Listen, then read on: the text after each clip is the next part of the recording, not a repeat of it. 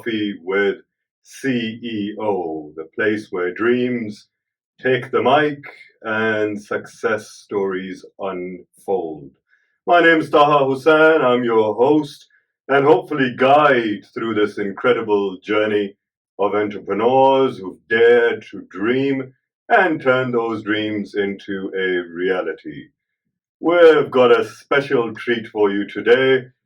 Joining us today, as promised last week, from the captivating world of startups and innovations, we've got Mr. Khurram Mohsin, and our guest today is no stranger to the entrepreneurial roller coaster either. His story, I'm sure, will leave you enlightened and, of course, motivated as well if you're looking to do your own gig.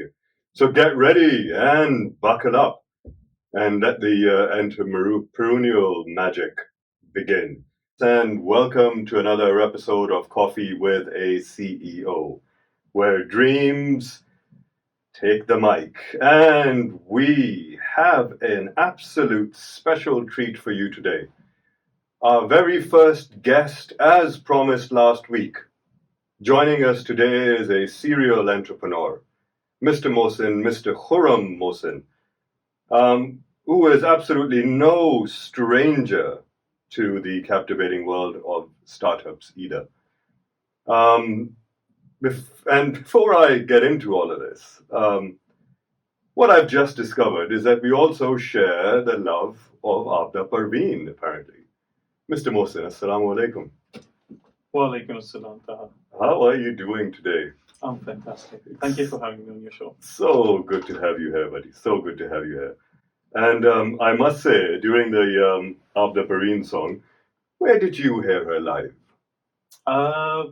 That was in Bridgewater Hall in Manchester. She was here back in 2012, I believe.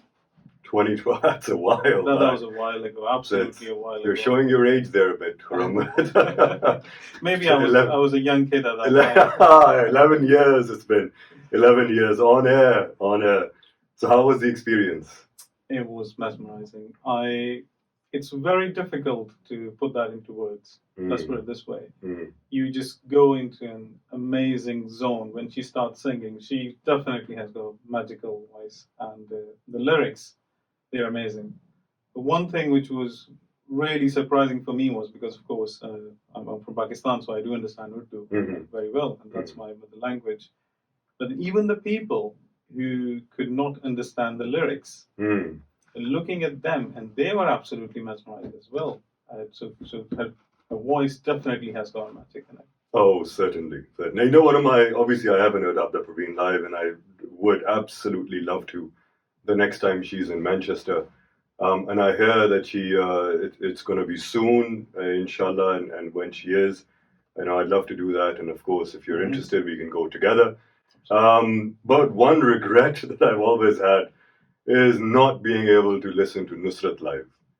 You know what? Now I'm really going to show my age because... Oh, don't tell me you've done it. I've done it, and that was in Bourbon, in Pearl Continental Bourbon. Oh, yes, PC Hotel, yeah. I heard him live in 1993. And at that time, I was definitely a child. Well, you say that now. Right. Yeah. I'm sure that would have been amazing. Amazing. Absolutely. It was an open air concert, and it was amazing. Was it in the place they had outside where the steps are at, and with a beautiful view in the background? Yes, you're right. Oh, lovely. It was amazing. Lovely. I did have the pleasure of listening to some of the folk heroes that we have in Pakistan, and of course, growing up in Pakistan back in the 80s and 90s, and the folk music was the way. You had the likes of Junaid Jamshed, you had Strings, you had Junoon, I think there was another one. You had a couple of other solos as well, Vital Signs through Junaid Jamshed and others. But mostly on PTV, I remember it used to be all folk songs. It was every day. We would listen to it, and we grew in an era where that was the taste of the nation. It was considered our own. That folk music was a very Pakistani thing. It You, was. you didn't hear it anywhere else. Yes. And it was beautiful. It It was. was absolutely beautiful. Even though I'd love to talk to you about this for hours and hours and hours. Unfortunately, this show is not called Coffee with a Music Lover or a folk music lover. It is Coffee with a CEO, and thank you very much, Khurram, for accepting the invite. My pleasure. And I'm very excited that you're here and to be talking about this. So I've known Khurram for a very long time. In full disclosure, I've known him for years and years, and I've seen him for years and years in doing a lot of work, a lot of great work in his own field, and I've also seen him over the years doing a lot of work around trying with different startups, whether it's in tech, whether it's in retail. I've definitely heard some failed ideas. I've also seen you really struggle with some. So today, the idea, Khurram, is to be able to understand your motivations of doing what you did. Yeah. And also, well, we'll start with an introduction, but understanding those motivations, why, the hows, the challenges, and possibly some of the successes. Right? How does that sound? Yeah, that sounds good. Brilliant. Shall we start with an intro? You want to tell us a bit about yourself, Khurram? So the bit about myself, I graduated back in 2003, and then I went on to do my master's program. Right after that, I was in IT. IT was doing quite well, booming at that time. And I went into consulting world. And then over the next 7-8 years, I'm consulting. So it was slightly different from doing a normal 9-to-5 job, going to the same office. You're finding challenging. You're going from client to client and traveling across the world, I would say, not just the UK. And then comes a point where you reach a ceiling. And then for some people, that's fantastic. You reach a point in your life, you're happy, you're making good money, everything is going well. But then other people, they start to think that, what more? What more is there to life? Okay. There's certain things you want to do where you want to have absolute control.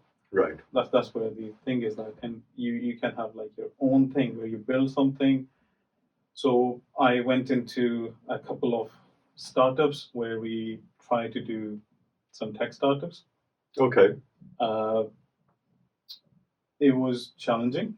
All right. All I would say is for anyone looking to start something, yes, we hear all the success stories, right? But there's a lot of grinding, there's a lot of hard work which goes behind it. And then we hear about all the success stories. What we don't hear about is that how many things actually did not work. Right. And how many times sometimes you have to fail quite a few times to learn, and then you're ready to start. Well, we'll get to the challenges. We'll definitely get to the failures, Khurram. Yes. And we will get to your successes, right? Yes. We'll get to all of them. The question I have for you, and this is the first question, I'm sure everyone listening in right now, the first question I have for you, Khurram, is you touched upon this, but you said, right, you wanted what you thought, what's next? Yeah. But what was going through your mind? There's got to be some inspiration. That particular moment where you sat down and said, do you know what? I'm going to start my own gig. Talk me through that. What was the thought process?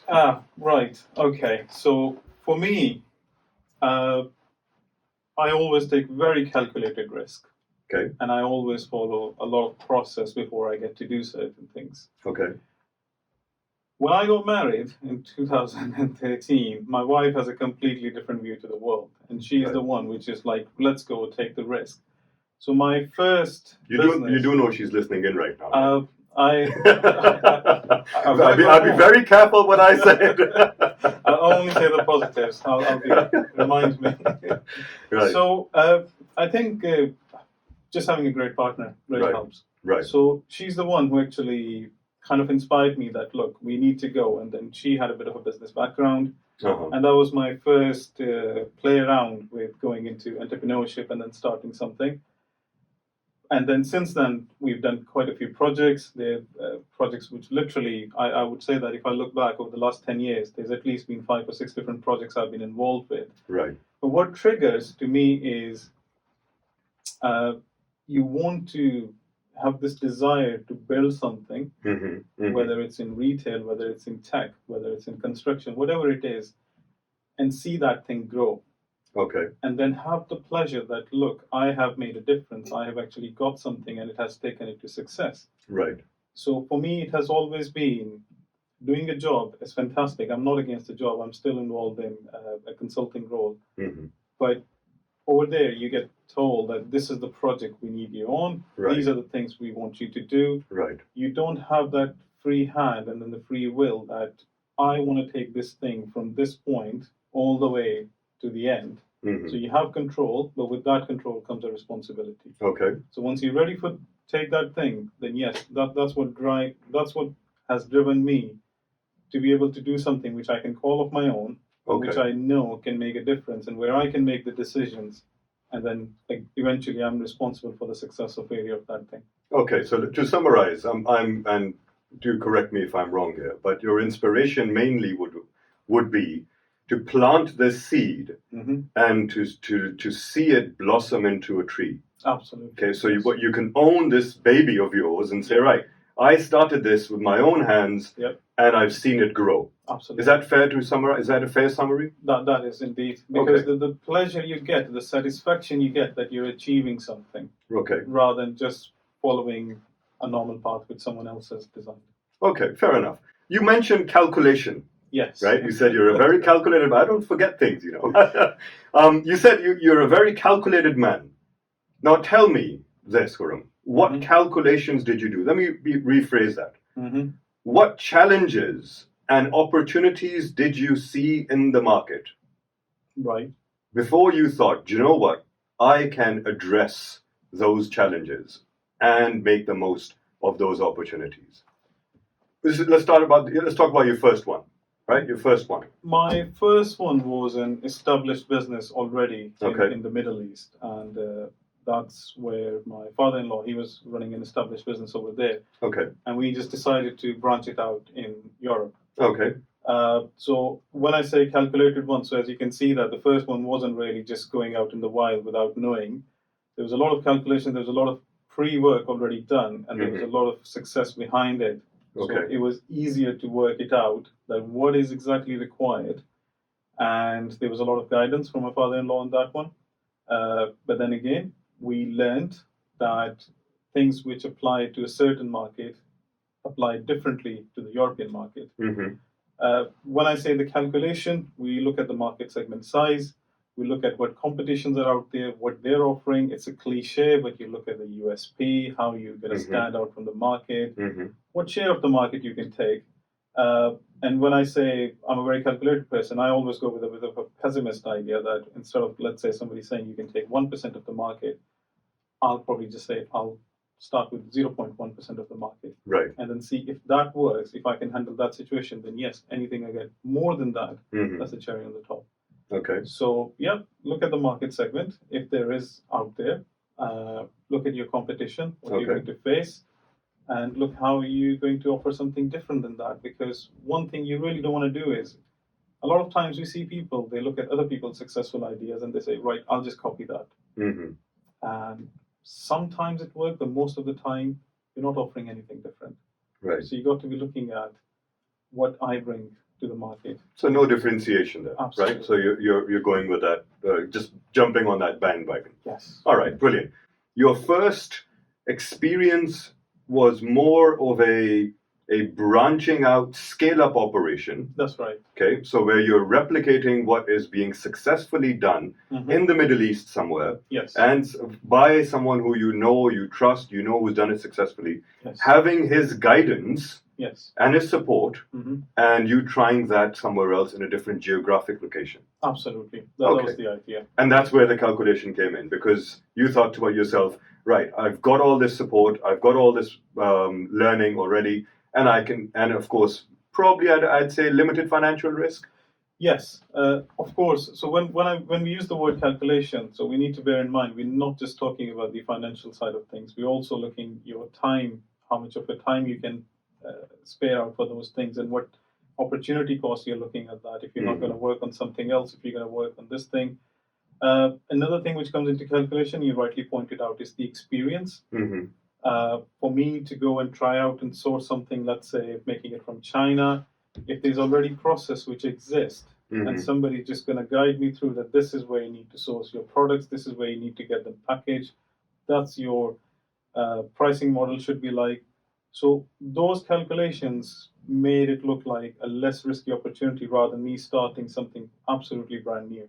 Right. And trying to bring that product into the market. So when we talk about calculations, it's the calculations not just on the financial terms, it's also the time, and it's also the guidance and the experience. And risk. And the risk. And the risk. Absolutely. Yeah, brilliant. That's a fantastic view of it. Don't just jump straight into it directly from Mr. Mohsin. Do your calculations, ladies and gentlemen. My name's Taha Hussain, and this is Coffee with a CEO. Khurram, we should really have some coffee here. Yeah, if that's the name of the program. Then we should, shouldn't we? It's besides the point. We're not having coffee. You love coffee. I love coffee. Where's coffee? Khurram, tell me something. Let's talk about some of your startups that you've started from absolute zero. Yep. Right? Brand new, new ideas. Yep. We've talked about your inspiration, and I believe that usually the inspiration is the same, right? Yes. Regardless of the startup, most people have their own gig. Yep. They want control of their life. Some people want to be their own boss. Some people want to get away from the 9 to 5. Some people want to get away from their kids, and that's why they start something. Whatever the reason is, the people have got their reasons, and usually speaking, that's their reason for a startup. We've heard your reason, which is good. I understand the idea of having a tree, having this seed planted and seeing it blossom, which is great. And we've talked about your calculations and how you looked at risk, how you looked at financial side of it. You looked at the learning experience side of it. You looked at the logistical supply chain side of it. And then based on those decisions, you took a plunge. But that's where you played it safe. Yes. Okay. Let's talk about something you started from absolute scratch. Well, I've been involved in a medical tech startup. Okay.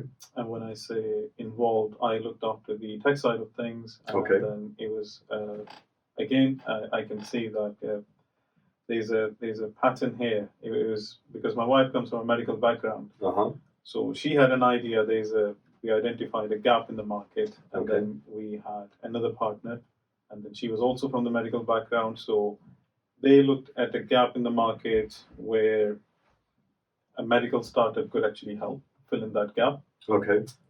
And it was literally, again, going down the same path. Before we said, right, we're going to do it. It's a brilliant idea. No, let's just take some time. Think about it if somebody is actually offering the same thing already. Okay, so you do market research. You do your market research. Okay. At times you do a market research because you find out that somebody's already well established, they're doing everything fantastic, and you question yourself, what value do I bring if I just get another player in the market? Okay, so how will you stand out? How will we stand out? Why would somebody come to us rather than someone else unless I haven't got anything different to offer or a better service? So we did our market research and we found out there's definitely a gap. We can do something around it. And then came the whole technical side of challenge because I come from I have a degree, as I said, in computing science, and I've been working in IT consulting for almost coming up to 16, 17 years. So Giving away your age again, buddy. On live, on air. I was very young. You've heard it first here on Heritage Radio. The data words are not going to get exposed today, but yeah, you can guess it. So that was a medical startup. Required a lot of research. One thing again, when we look at the market, we say that, we can fill in that gap. And at that time, you don't realize that how many laws and then how many things you need to adhere to before you can bring that thing in. Right. So that thing almost took, I would say, about 18 months. Oh, wow. 18 months just to understand and overcome the challenges of where we can actually bring this thing in. Right. So sometimes you will have an idea which you can bring it, but then you realize that because, of course, when you could talk about the medical startups and then how the patient's data can be handled and what advice you can give and what you cannot, UK is, of course, very regulated country, and so is the most of the Europe and Americas as well. Right. So if you're going to get into that, then we spent a lot of time how we can actually satisfy those requirements. And that was even before we look at the tech side of things. So again, these are the things we learn. And what I learned from my other business, which I did before back in 2013, 14, which was primarily in the retail side of things, a lot of learnings from that actually helped in this one. Okay. But then again, with every business, there comes new challenges. All right, let's talk about those challenges. So after spending about 18 short months, we had this, the prototype of app up and running. Okay. And then this was going to... I'm going to stop you there. Yes. Just before you get to the... What was your first step? That app is 18 months down the line. 18 months down the line. Right? Yes. What's your first step? Right? So you thought you had this, you've done your market research. Yes. You've identified this gap in the market. Yes. And then you've said, okay, we're going to go for this. Yeah. You've done all the work that needs to be done. I'm sure you would have done a business model or a business case study. Yes. And now you're at a stage where you're saying, you know what, we're going to take the plunge. Yes. What's your first step? So the first step is that how we actually enter the market. Okay. That was the first step for me. There are two different ways to look at it. The startup culture in America is that you get into the market and then you look at everything after that. Right. So whatever the challenges and whatever the laws you haven't adhered to, you'll take care of that afterwards. You just need to get into the market. You want to be the first one. The Uber approach. The Uber approach. Okay, yes. Fair enough. You get in, and then of course, if you having some lawsuits against you or there are certain bugs and there are issues and everything, you'll deal with that later. Okay. Because the startup culture in America is quite different. Over there, the approach is you want to be the first one in the market. So then you get all these investors coming in, then you can invest in it, and then you can refine it, and then you can, your phase 2 will look far better than what you originally looked when you come in. Right, so alpha, beta versions. Alpha, beta version. Okay. And this is their agile way of working, and this is quite successful, I would say, for startups, because the startups do not have the luxury of spending time and time. You mentioned about the business model. And I've seen quite a few startups, and even for mine one, the business model was literally very basic. It was very, very basic. In technical terms, that's called a lean business model. If you want, that's a basic way of saying we were broke and we didn't have any money, and we still had a business model. It's called a lean business model. Yes. Okay. So that's a very nice word you just defined. Everything you're not going to do properly, you just say we're doing it in a lean way. In a lean way. And yes, well, when you get to the actual gist of it, you realize that it's basically just doing the bare minimum. Right. And sometimes not even doing things. Right. So for us, I was initially, the reason we spent about 18 months was doing a lot of analysis, a lot of thinking, what we should do, how do we satisfy these requirements. The government requires us to have these certifications before we get into anything to do with the medical tech industry. And then at the same time, I was speaking to a good friend of mine who's based out of States, and he's in Orange County, and he just said to me that, look, you got to change your approach. And I said, why? And he said, you need to get into the market. Once you get into the market, let's say you got 100 people to sign up, 98 of those actually don't like it, you learned something. Right. So rather than perfect your product and then bring it to the market, you just get into the market and then learn from the market itself. Which is in a way called A/B testing. A/B testing, and it's quite different. You can't do it with, I would say, with the physical thing. So you can't launch a car, or you can't bring a watch to the market, and then you know that it has got lots of faults. I'm not going to name a few cars which actually has done that, but know, mostly you go and buy a car, you know that it's going to be reliable, it's going to work. But when it comes to tech, it's slightly different because you need to get into the market because your audience is billions of people. You're going to learn a lot because what we do is a lot of startups, especially in the tech industry, we have this vision. We identify a problem and we say that is the solution, and we then bring it to the market. But not everyone sees the same thing what we are seeing. Right? We might be too focused because we love our product or idea so much that we think, oh, the day it gets launched, everyone is going to sign up. And then you go into the real market, you know what? No, the homepage is not right. People are not going to submit their data. There are other challenges. So for the tech startup, so for my retail business, which was the first one, I learned that yes, your product needs to be perfect. But I learned something completely 180 degrees on the tech startup. Don't worry about your product. Bring it to the market, as you said, alpha, beta. You understand from the people why people are not signing up, what challenges they're having through the journey. You learn from that, and then you improve it. So yeah, which is another way of saying let the market decide. Yes, let the market decide. Let them flow. Yeah, and the market is the best judge of all. They are absolutely. And if you put something out in the market, yes, generally speaking, it is the market that defines whether or not your business model is successful, yes, whether or not your product is successful, and whether or not you need to pivot in your business model. It will be the market that decides. Get it out there, yes, right? And especially in tech, where you have this opportunity of being able to do your A/B testing, the earliest opportunity, the better. Stop trying to perfect what your product is. That's right. and just get it out there for testing sake. And then, of course, you can change it, you can revamp it, you can upgrade it, you can remove the bugs, but you can do so when the market dictates. Is that a fair assessment? That is absolutely fair. And just to put into perspective for someone, some of our audience, that pick up any of the YouTubers, right? Any of the YouTubers who've got followers in millions and millions. Go and look at their first or second video. Right. They did not have the perfect lighting. They did not have the perfect mic. They just went out there, and then they gradually improved.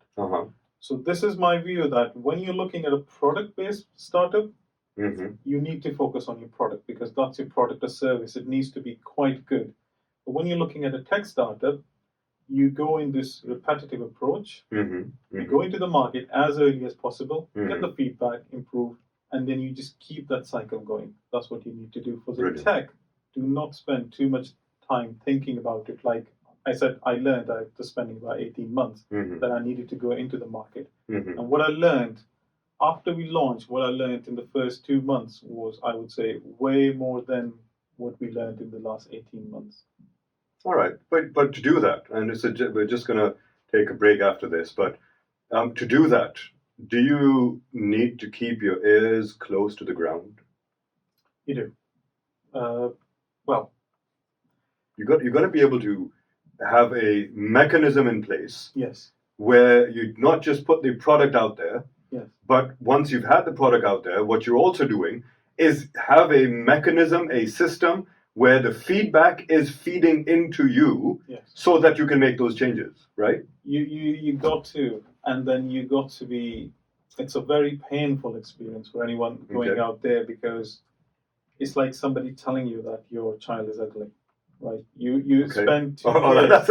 That's one way of looking at it. You spend 2 years of building something. Right. You absolutely love it. You right. take it to the market, and the response you get, you have to accept it then. Right. That's the only way to avoid the failure. Okay. So what the market says, you rightly said earlier, that market dictates. You look at the market feedback, and then you adopt an approach. A number of times people just say, nope, my idea is brilliant, I'm not going to change it. And they just stick by it. The other way to look at it, you've got to be flexible. If you need to change something, yes, you do. And then, yes, you get that through that whole feedback, which you need to make sure that you're getting all the feedback. And you got to be absolutely decoupled from your emotions. That I built this thing. How can someone say that to me? That this form doesn't look right or this app hangs? Yeah. Right. We'll get to the emotions after the break. When I say break, well, we're going to do a very nice. Guess what? Another Abda Praveen in there. We're going to do as many as we probably can get before I get into trouble. We'll slip in as many Abda Praveens as we can. But just to summarize before we go, and this is very strong, very powerful. Number one, make sure that you get your product out there as early as possible. Number two, make sure that you're not trying to perfect your product before it's out there. Let the market decide. Let the market dictate whether what the product is worth, what the product needs to be, and what changes are required. Once you've done that, keep your eyes to the floor, your ears to the floor, and eyes if you can, and ensure that you are taking in that feedback, okay? And make sure that you implement that feedback so that you can get that product improved and back out there for another round of testing. Absolutely. Right? Brilliant. My name is Taha Hussain, and this is Coffee with a CEO. We're joined by Khurram, who's been talking to us. Well, it's been an hour and a half now, Khurram. It is. How are you feeling? Still very energetic. Oh, lovely. Let's talk about that energy, shall we? Yeah. Let's talk about that energy. Before the break, we discussed loads of those challenges. We discussed emotion, skepticism. We talked about how did you overcome them. To summarize, you talked about, well, number one, make sure that you have a filter between criticism for the sake of criticism and criticism as a constructive tool for feedback. Once you have that filter, make sure you have people who love you, people who support you, the right people surrounding you, because there will be days when you have highs and lows. Yeah. It is an emotional roller coaster. And we said, well, you're the one running the roller coaster. That's right. And there will be some days where it's going to be a challenge for you to get out of bed and get on with it. And you need the support of those people to, help you, support you, get you out, give you the strength, the energy, the support that you need through this journey. There is always skepticism. People may ask you, people may question you, or your motivations, your logic for doing what you're doing. Okay, especially if you have a stable career, stable income, stable life. Yeah. People question, are you nuts? Why? What is the logic for it, right? Yes. And then you've explained more so it's coming from inside. It does. Okay. So that was before the break. Now what I want to talk to you about, Khurram, is growth. Now, thinking back to, I'm sure you don't have to think back a lot because you're currently involved in a startup as well that I'm aware of. What was your approach? Whichever example you want to take, whichever startup you want to take, what was your approach once you launched your product? And we discussed launching in great detail, and we talked about A/B testing before the break. We talked about getting your product out there. We talked about letting the market decide, and we've done all of that. But tell me this: you've now got your product out there, and it's a success initially. Yep. Now the question is, how do you scale up your business? How do you expand, right? Because of course, if you've got a successful product, you can't just sit there and think, you know what, I've got a successful product, it's going to take care of itself. Because it's not, is it? No. You're absolutely right. Scaling is an interesting one. I can probably take a couple of the examples and a few things which I've done. There's certain places, so for example, I'll use an example of something which I'm currently involved with. I've been running it for a couple of years. It's in the food and hospitality sector. Okay. And then when I started, we were doing X, and then it was like, okay, we perfect the product, we perfect the customer services, we make sure that people keep coming back to us, so we build that rapport, we go the extra mile, all the cliches, we keep doing that. And we kept doing that, and we just increased our sales to where we started to about 2 to 3 times. Okay. And he was like, okay, that's really fantastic. I'm making good profits. It's been brilliant. How do I scale it further? Okay. And then you realize that for certain businesses, there is a ceiling. That glass ceiling comes in. Ceiling. Okay. Exactly. So, for example, if you're a food joint or if you're selling a coffee shop or something, if you're open in a certain area, right. Even if your coffee is the best one in the area, right. There's only so many people who are going to buy it. Even, let's say, you're so brilliant that all the other coffee shops are not doing well and then everyone is coming to you. But then you're going to reach a point, and after that, you can't scale that one up. Okay. Where do you go from next? So how do you identify that you have now reached that ceiling? And there is absolutely nothing you can do within that same geographic place, right? Yeah. So I'm not talking about new options, new branches and whatever. Yeah. That same place, that same outlet How do you know that within that outlet you've now reached maximum output? How do you identify that? So for every business, it will be different. Okay. These days, you have different delivery platforms. You go on there and then you see there's certain key metrics you can actually ask for, and then you can see the number of orders the other outlets are getting as compared to yourself. Okay. It's easier. It's not impossible. It's easier to find out roughly the sales figure for the other competing businesses in your area. So you look at that, and then of course you also look at that. Where did you start? Okay. And then you look at your number of returning customer. Are you keeping a retention? Is it still growing? Are you still getting new customers? Okay. And then if you reach a point where, let's say, when you start, 90% or let's say 95% of your customers are going to be new one. And then in the first couple of weeks, you have a 5% retention. So 5% are your repeats, 95% are your new ones.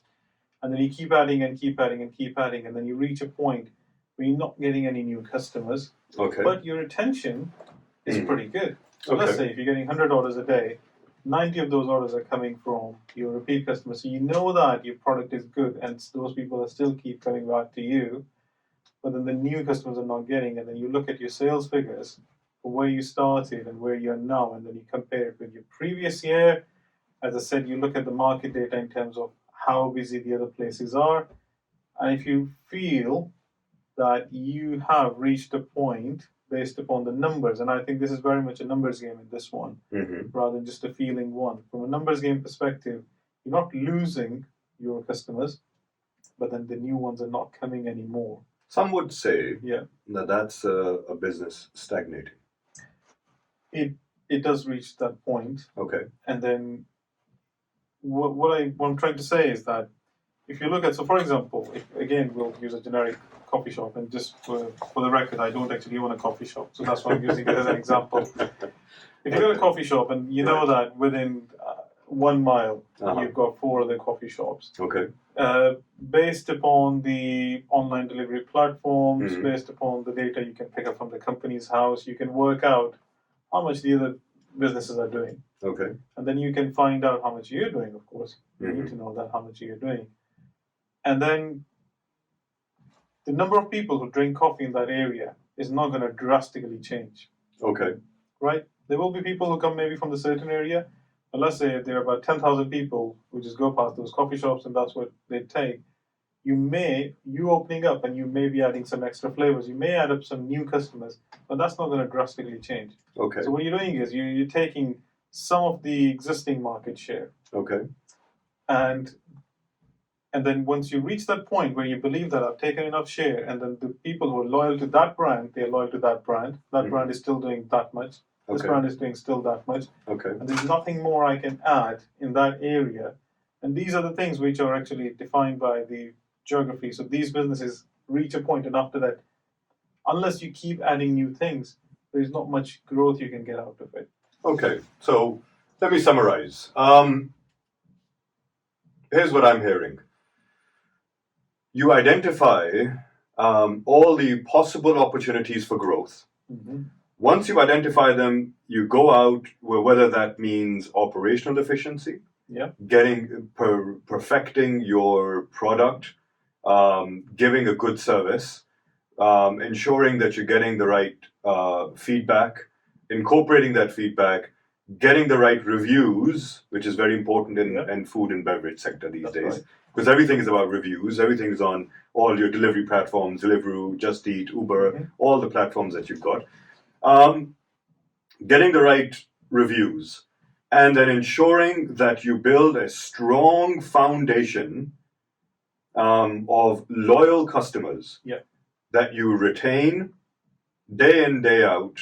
They are your bread and butter. Yes. And then you go out and try and get as many more as you possibly can. And of course, that there is a limited number of people everywhere in the world. Yep. And so you're obviously trying to take some away from your competitors. You understand that some of them will be very, very loyal to them. Yes. And that there's nothing you can do to persuade them to come over to you. Yep.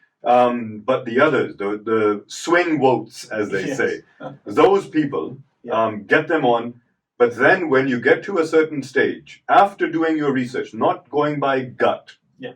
after doing your research, understand that there is going to be a ceiling for every business. Well, not every business, but for every, let's say, in a food and beverage sector where you're based around one location, it is going to have a limit. That limit could be because of, or that ceiling could be because of the number of people you can sit, the number of people dine and eat, the number of, let's say, in our example, and we know it's not a coffee shop, it's actually a pizza shop, but the number of pizzas you can make. Yeah. It could be something to do with, of course, at a certain stage, your oven can't take any more, or at a certain stage, your staff can't do any more. At a certain stage, you can completely.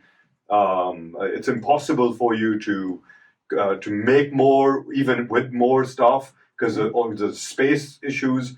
And of course, let's not forget that there is a certain limit on the number of customers within the area who are your potential segment within the market. You are affording customers, people with disposable income. And once you've gone through that, then you know you've hit your ceiling. Absolutely. I think you summed it up really well, and then you highlighted something about the operations, which I can give you an example, and I'm not sure, I'm not the only business who's done it, I'm sure the other businesses have done that as well, where we have to slow down the sales because it started to impact the quality of the product we were giving out.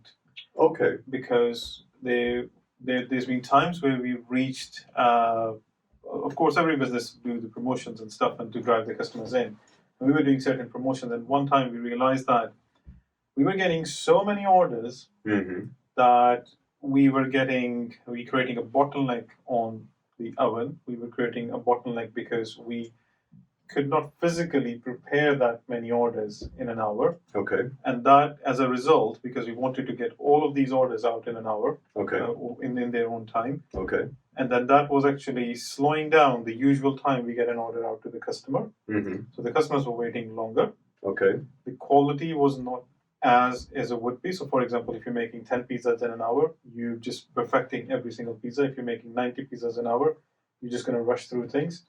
So that is the time where you realize that you actually have an operational bottleneck because there's only so many coffees you can make in a coffee shop in an hour. There's only so many pizzas you can make.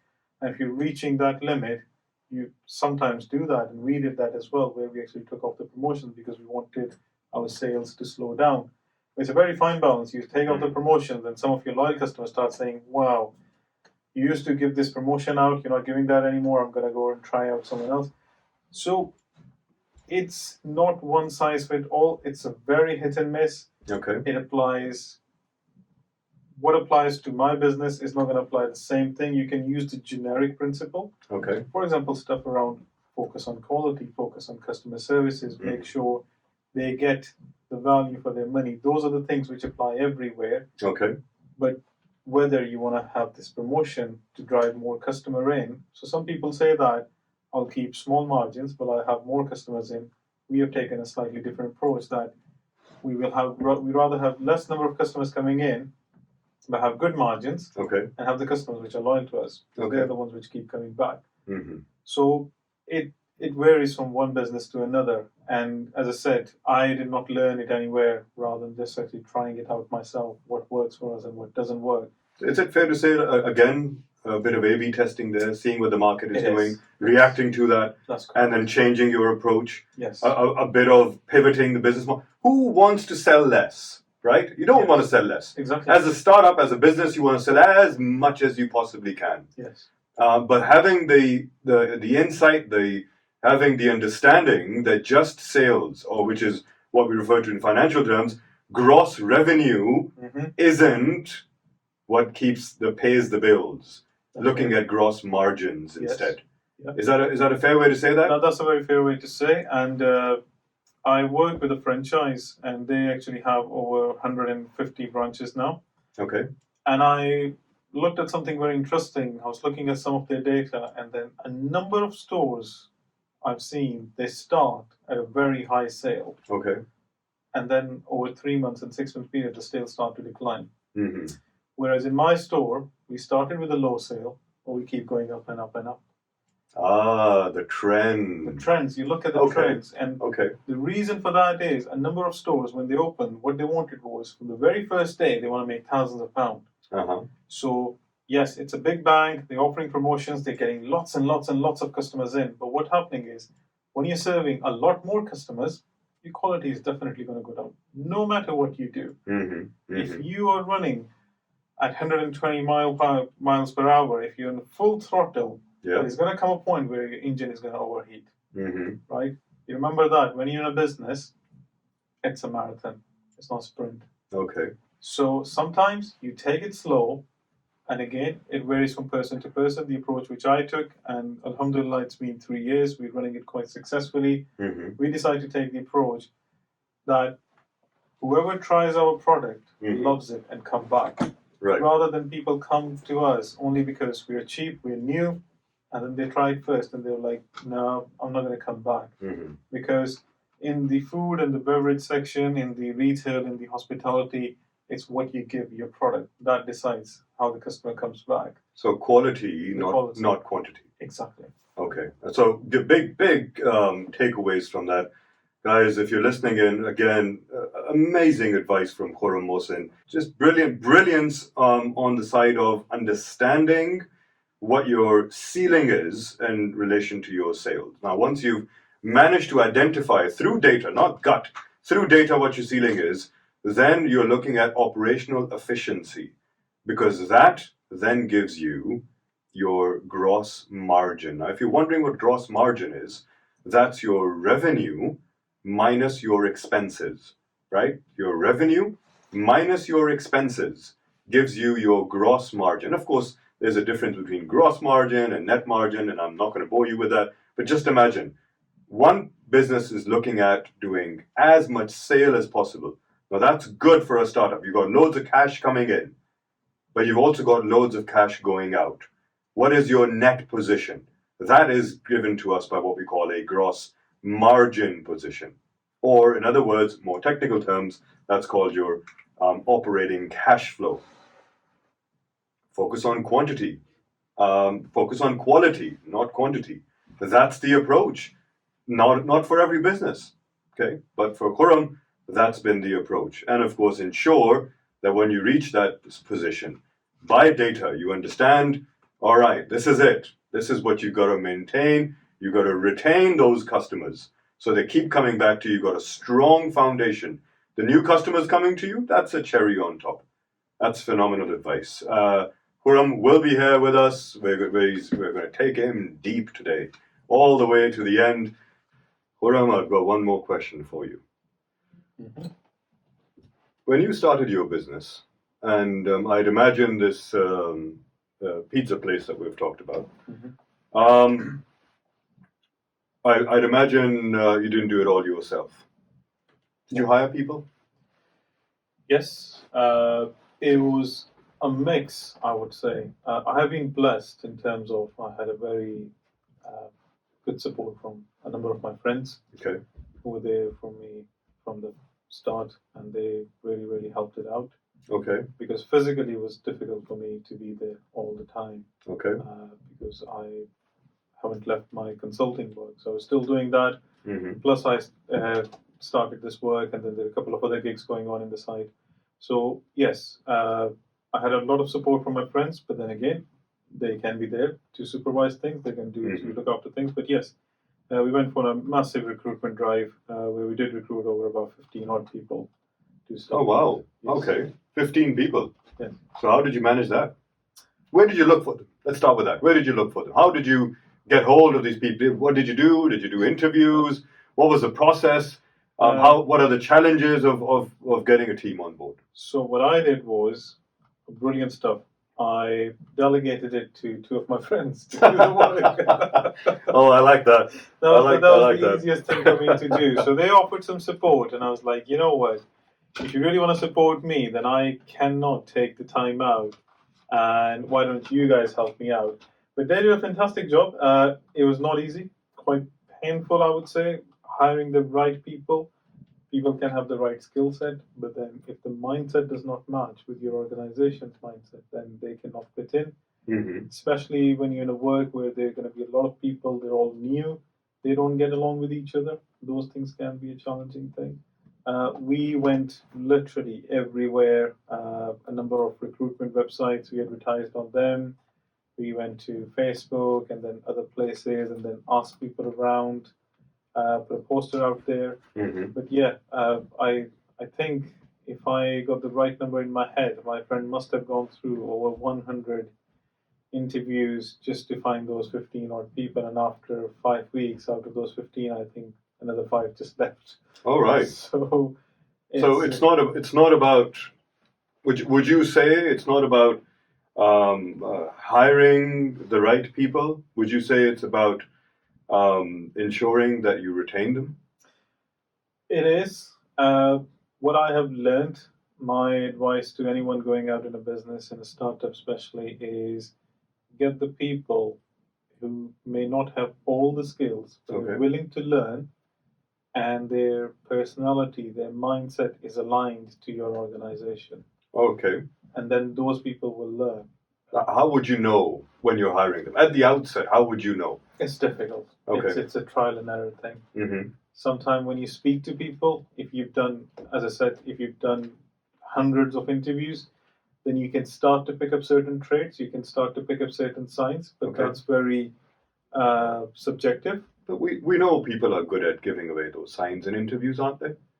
Yes, people are. And then those are the people. So some people who are giving it away naturally, those are the people you're right pick. But then some people who can actually fake it during the interview, you'll find out. And there's a reason the whole probation period exists for these people. It's because you hired them, they've been fantastic in the interview, you get them on board, and 2 days later, either they're going to walk out or you just tell them politely that, look, you're fantastic, but probably you're not the right person for us. Did you have to let go of some yourself? Yes. Was it difficult? Well, I have to do this work not just here in my startup, in my consulting work as well, where I have to tell people that that's the end for them. It's always very difficult, but you need to keep your mind on what are you trying to do. Sometimes, as I said, emotions can come in. Again, you go on an emotional roller coaster. You don't want to tell someone that they've just started a job, and then a week later you're telling them that I'm sorry, you have to go. I have to let you go. But then you do it because you're looking at the bigger picture. If they're not the right person for your business, then you have to let them go. And then sometimes you even have to do it with the people who are close to you. So, for example, there were a couple of friends involved as well who worked out, and then sometimes you even have to go and tell them, because your focus here is not to build friendships or not to build people, get to know people. Your focus here is to actually someone who can deliver for your work. Right. So even if it's someone close to you, someone you would call a friend, yes, when the time comes, you got to take the right decision. You got the difficult decision. That's exactly. You got to take the right decision. Did that affect your relationships? If you can explain, okay, then it does. Whatever people say, yes, it does impact straight away. But then, as long as you have been open and honest, and you make sure that the other person doesn't get it personally, you explain the reasons. They may feel it bad for a week, 2 weeks. Maybe some people keep the grudge for months, but eventually it suits out because they start to understand your point, why you made the decision. Quick comment on team dynamics. Issues between them? There are. Okay. There's no team out there which does not have issues. And once again, because this title is so lovely, CEO, but the amount of pain and the amount of challenges which comes with it, nobody talks about those ones. Right. Yes, because you're the CEO, then you are the one eventually responsible for everything. So even at times when people will just bring personal grudges, and then it starts to impact your work, because those people are working together. It's a team dynamics. You have to step in. You have to take the right decision. And sometimes you have to leave your friendships outside of your premises. Because once you're inside, you've got to work. Great stuff. Coffee with a CEO. Though we've identified we don't really have any coffee. This is a place where dreams take the mic and success stories unfold. I'm going to be your host and hopefully your guide through the incredible journeys of entrepreneurs who've dared to dream and turn those dreams into a reality. Our special treat today is Khurram Mohsin.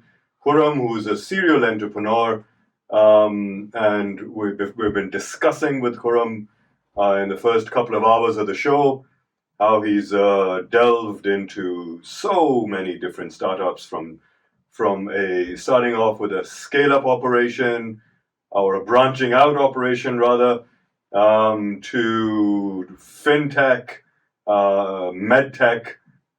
We've discussed some retail businesses, and now we're on F&B, food and beverage sector. Khurram, assalamu alaikum again.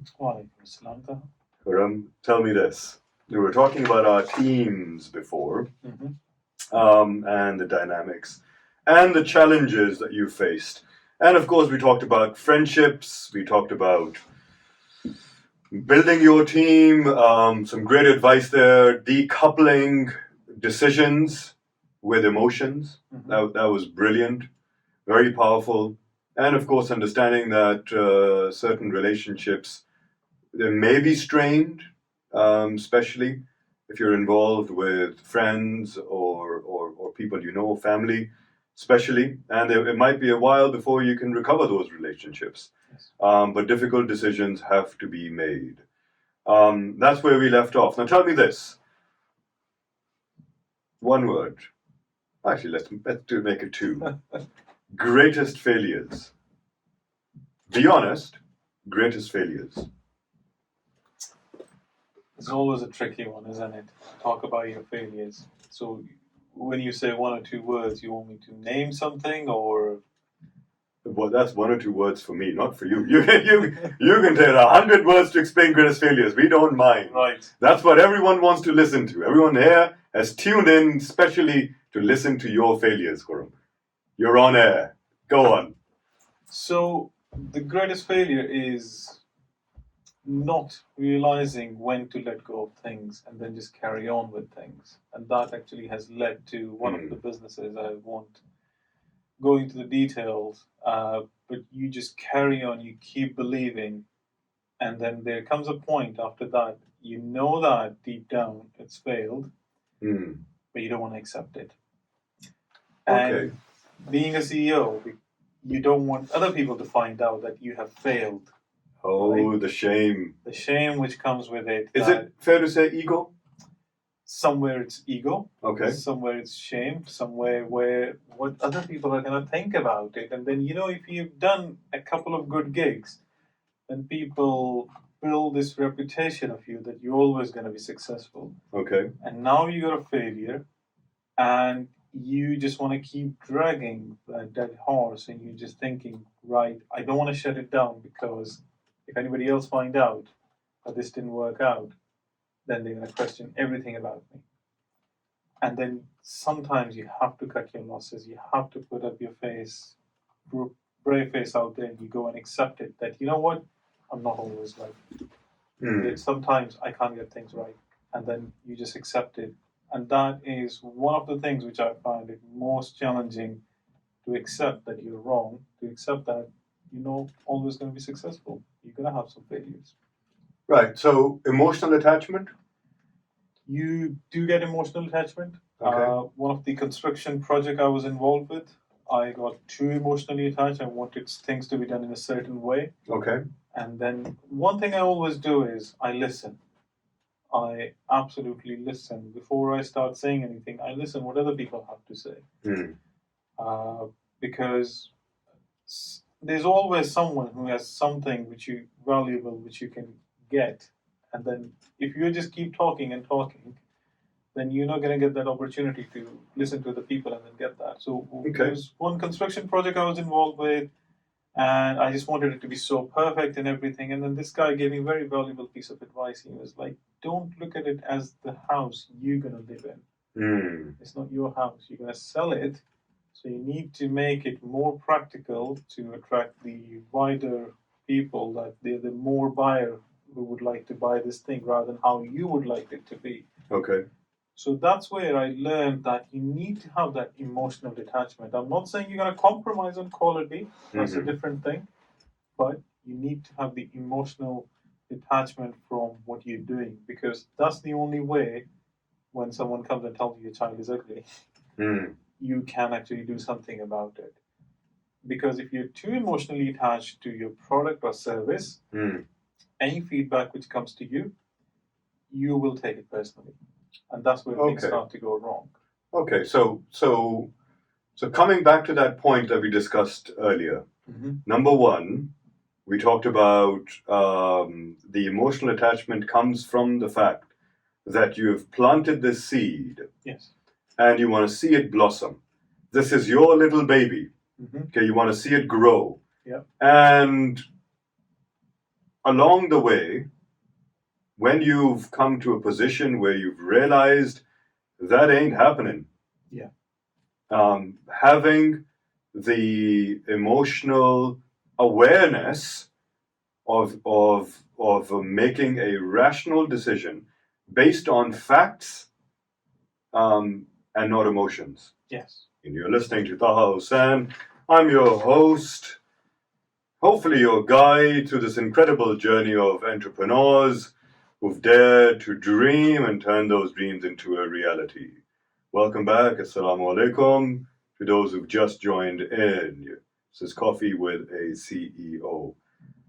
Today's special treat, like we've been discussing, Khurram Mohsin is here with us, and he's shared some very powerful messages. We started off today talking about inception, the idea. Where did you wise the visions, the mission behind what you did? We talked about initial steps. We talked about challenges faced early on. And of course, that included things like skepticism. We talked about growth and expansion. We discussed scaling up his business, in which he was very kind to share about things about the glass ceiling. We talked about the operational efficiencies. We talked about team dynamics. We talked about his ruined relationships with his friends. We talked about challenges with managing a team, letting people go. And we also talked about, just before the break, we talked about his greatest failure. And if I remember correctly, he mentioned, well, his greatest failure was knowing when to let go, when to pull the plug.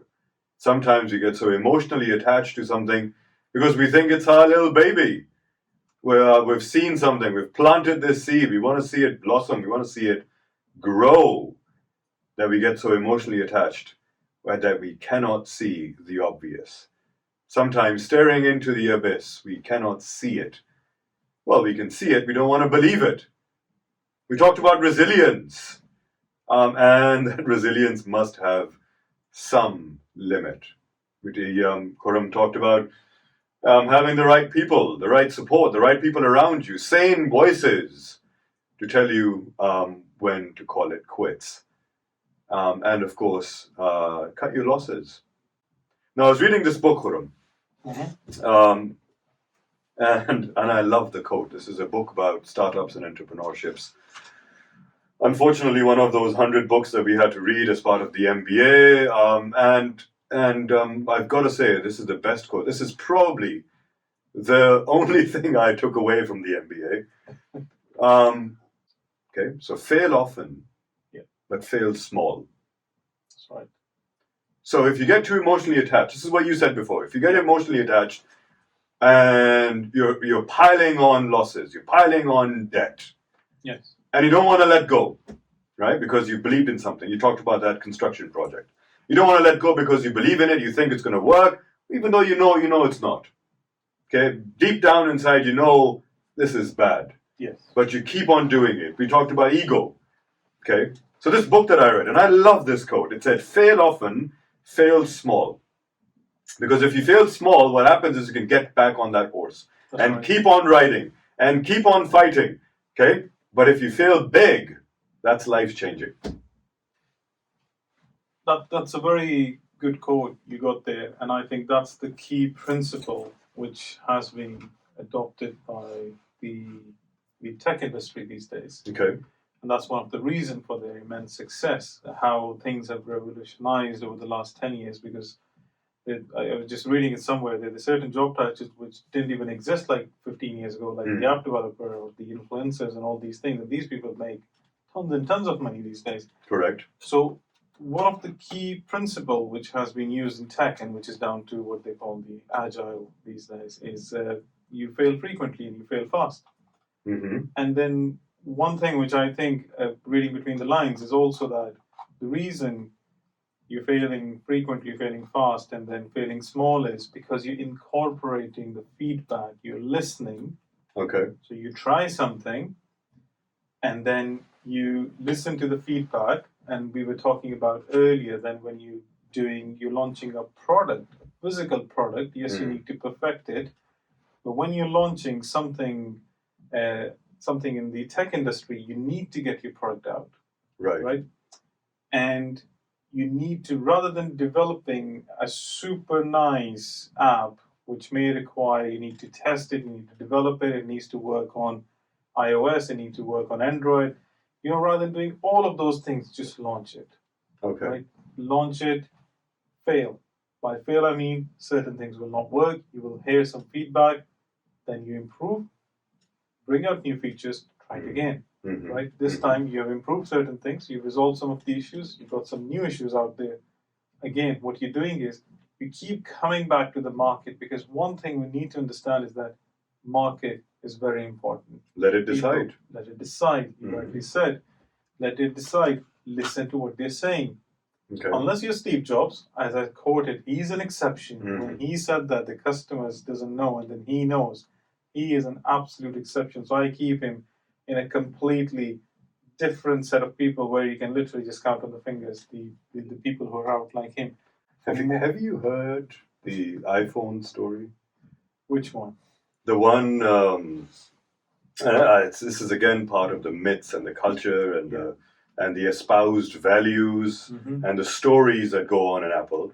But here it goes. I don't know if it's true or not, so don't quote me on this later on. But here it goes. I've heard this somewhere, and it might be a myth. It might be one of those stories about culture.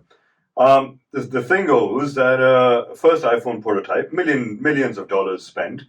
The R&D department comes to Steve Jobs, very proud of what they've made, and present this groundbreaking device, which was phenomenal in its day and age, which we know it was, to Steve Jobs, and then Steve Jobs says, "Well, I don't know, it's a little too chubby.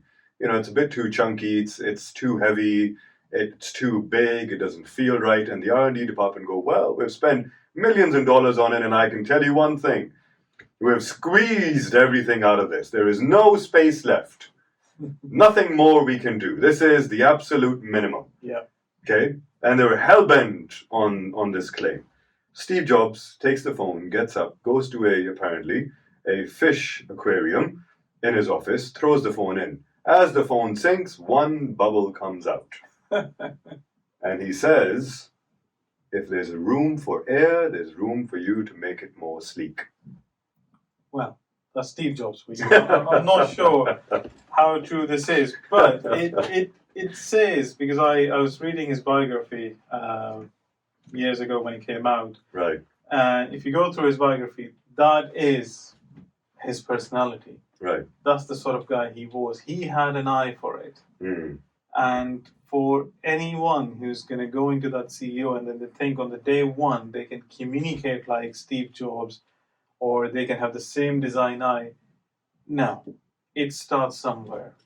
I'm sure we all talk praises, we all sing praises about how successful he has been. But when you read his biography, you can come across actually how many failures he has encountered before as well. Correct. And there's nothing, it's just a famous saying that you just cannot buy experience. You cannot go and somebody can teach you experience. Yes, you can learn from other people's experiences as long as you remain open about it. But then the actual thing, you have to get it on the job when you're doing things. You got to get your hands dirty. Yes. Got to get your hands dirty. One more question before we take a quick breather. One more question. Mm-hmm. Greatest success. I know this is going to be more difficult to talk about than your greatest failures. It is. And greatest success, I think I'm still hungry. Okay. I'm still looking for that thing. Okay.